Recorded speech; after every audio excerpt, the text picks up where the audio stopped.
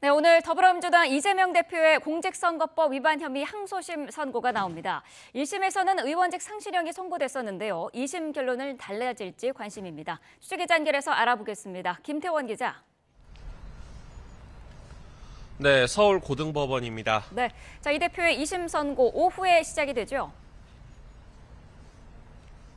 네, 서울고등법원은 오늘 오후 2시부터 이재명 대표의 선거법 위반 사건 항소심 선고를 진행합니다. 지난 2022년 9월 기소된 지 2년 반 만이고 1심 선고가 난 지는 넉 달 만입니다. 이 대표가 받는 혐의는 크게 두 갈래입니다. 지난 2021년 민주당 대선 후보 경선 과정에서 성남시 백현동 부지 용도 변경과 관련해 국토부에 협박이 있었다는 취지로 발언한 것과 고 김문기 전 성남도시개발공사 1처장을 몰랐다거나 함께 골프를 치다가 찍은 사진이 조작됐다는 취지로 발언한 게 허위사실 공표에 해당하는지가 문제가 됩니다. 네, 1심 판단은 어땠습니까? 네, 1심 법원은 지난해 11월 허위사실 공표 범죄는 민의를 왜곡할 수 있어 죄책이 가볍지 않다면서 이 대표에게 징역 1년에 집행유예 2년을 선고했습니다.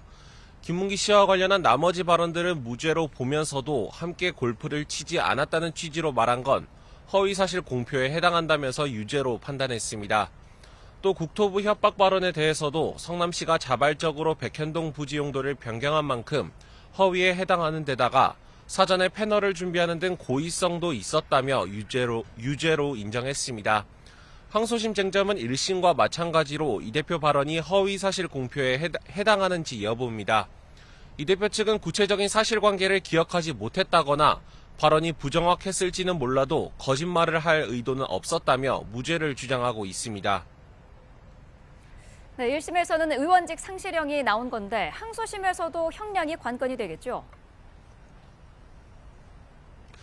네, 관건은 재판부가 의원직을 잃게 되는 벌금 100만 원 이상 선고를 내리느냐입니다.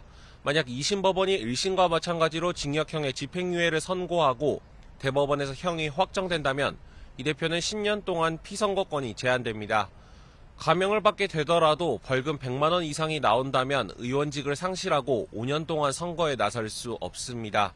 이 대표 입장에서는 최소 벌금 100만 원 미만의 형이 선고가 돼야 사법 리스크를 피할 수 있게 되는 겁니다. 검찰은 1심과 마찬가지로 이 대표에게 징역 2년을 선고해달라고 재판부에 요청했습니다. 네, 대법원의 판단이 언제 나오게 될지도 관심인데요. 선거법 사건은 보통 재판 종결 시한을 규정하고 있죠? 네, 선거법에서는 선거사범의 경우 1심은 기소 후 6개월, 2심과 3심은 각각 전심 판결 선고 후 3개월 이내에 재판을 마쳐야 한다고 규정하고 있습니다. 양측이 2심 판결에 불복한다면 원칙적으로 오는 6월 26일까지는 상고심 선고 결과가 나와야 한다는 겁니다.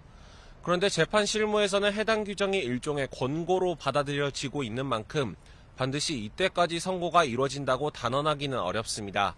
다만 조희대 대법원장은 취임 이후 선거법 사건 기한을 준수해달라고 강조해왔고요. 또 대법원은 주로 피고인 출석 없이 법리적인 문제만 서면으로 검토하는 만큼 기한 준수가 어렵지 않을 것이라는 관측이 많습니다. 네, 이 대표 선고를 앞두고 법원 주변에서 집회 시위도 벌어질 것 같은데요. 어떻습니까? 네, 선거 공판 시작까지는 시간이 좀 남아 있어서 인파가 몰리는 모습은 아직 없습니다. 다만 오후가 다가오면서 이 대표 지지자들과 보수단체 인원들이 법원 주변으로 모여들 것으로 보입니다. 법원은 혹시 모를 사태에 대비해 이 대표 선고를 앞두고 청사 보안을 강화했습니다. 필수 업무 차량을 제외하고 변호인 등이 타고 오는 일반 차량의 출입이 전면 금지됩니다. 또 동문을 제외한 법원 출입구 전체가 폐쇄됐고 보안 검색도 이루어지고 있습니다. 보행자에 대해서도 이른 아침에는 사전에 등록된 인원만 출입할 수 있도록 제한이 이루어지기도 했습니다. 경찰도 법원 인근에 기동대 17개 부대 모두 1,100여 명 규모의 경력을 투입해 경비를 강화하고 있습니다. 지금까지 서울고등법원에서 YTN 김태원입니다.